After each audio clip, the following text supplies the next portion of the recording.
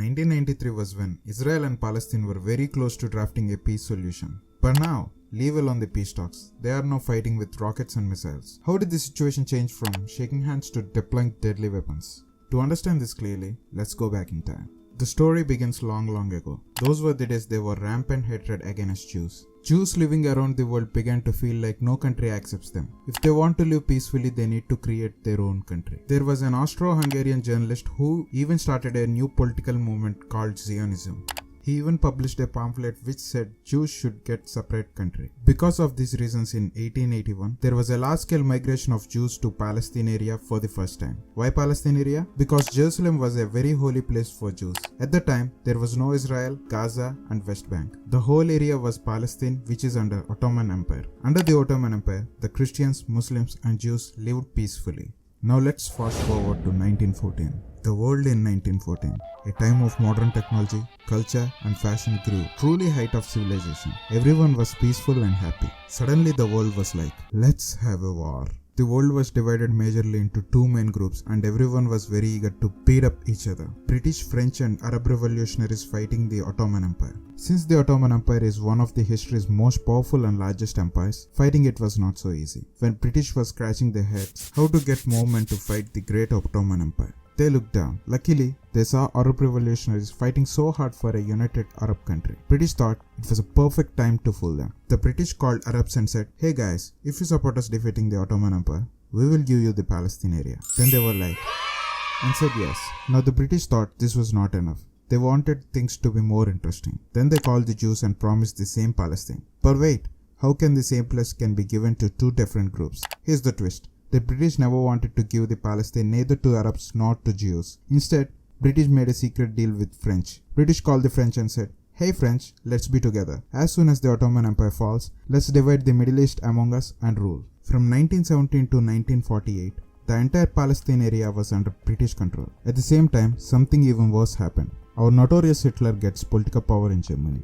Thanks to his victory, he is so happy now he can successfully torture the world, which he did. Millions of Jews were massacred in a genocide. Now as you expect, Jews started to flee from Hitler-controlled Europe to different countries to save themselves. Some got the refuge in America, but many of the Jews went to Palestine. British allowed them to enter Palestine initially, but later they didn't. As a result, Israel nationalist movement started in Palestine. At the same time, there was also a Palestine nationalist movement in which Palestine were also demanding for the same, their own country. After watching this closely, British realized that the mess they created was out of their hands and gave free hands to both Jews and Palestinians to form their own countries themselves and left Palestine, leaving this to United Nations. Now the United Nations showed up with the partition plan in which Arab state get 45% of land while the Jewish state gets 55%. Jerusalem, which is historically important area for three religions, Jews, Christians and Muslims, to be under international control. The Jews were very happy with this plan and named their new country Israel.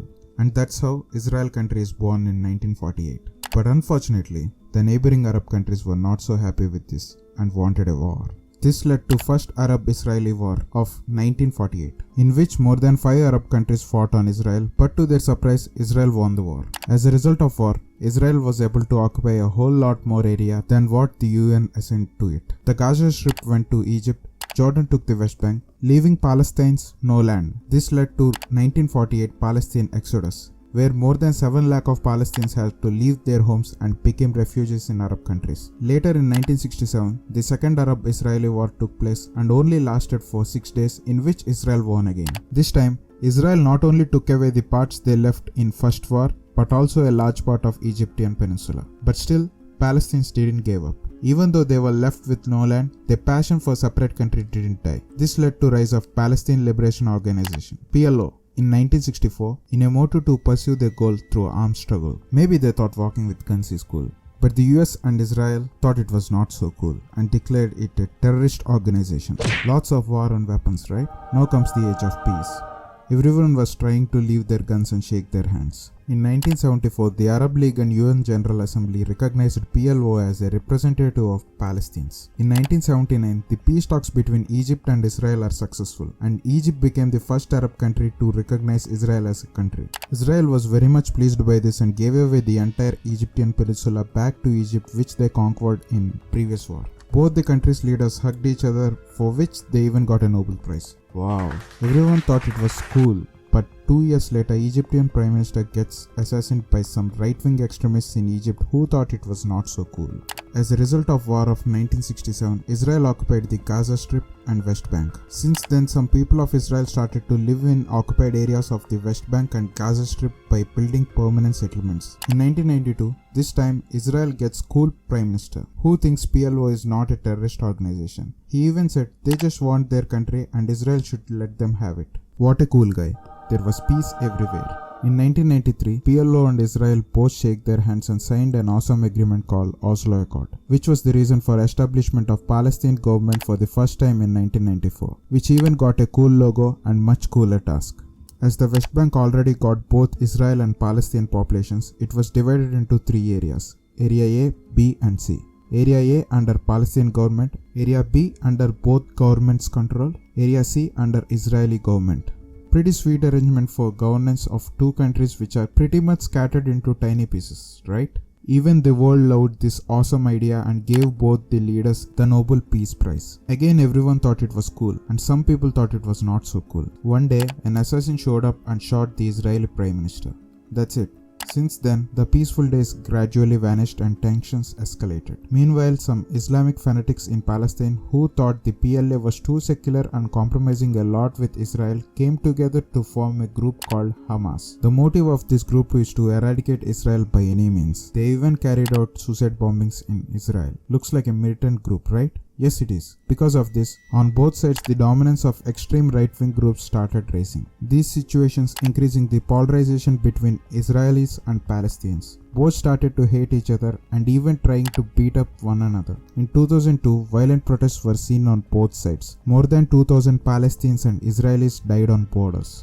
Tensions escalated day by day, and people started building walls around their houses. When the situations are like this, something even worse happened in 2006. This Hamas militant group won the elections in Palestine, defeating the PLO party. The tensions between both the parties escalated and even led to a battle-like situation. This battle is known as Battle of Gaza. As a result of this battle, the Gaza Strip went under the control of Hamas and the West Bank under the control of Fatah and PLO, who are non-violent and rule the West Bank as normal government rules. While on the other hand, the rule by Hamas in Gaza Strip is more like an area under terrorist group, where we can get to see the rockets and missiles when we look up into the sky. The situation continues till today. There was no doubt that Israel has continued to colonize the West Bank area for several decades, which is the root cause for today's clashes, and they are getting intensified day by day. The most important question is, what is the solution for this? When we look at the map of Palestine, in the West Bank the country is scattered into too many tiny parts, that even if country is given an independent government, how will it exist in so many bits and pieces? Some people believe that two-state solution can be still possible by dividing the area between Palestine and Israel based on 1967 and even the UN partition plan of 1947. But if this is done, what will happen to the colonies of permanent settlements that Israel has already built in Palestine? What will happen to these areas if they are reclaimed by Palestine, where the living population are basically Israelis? What do you think?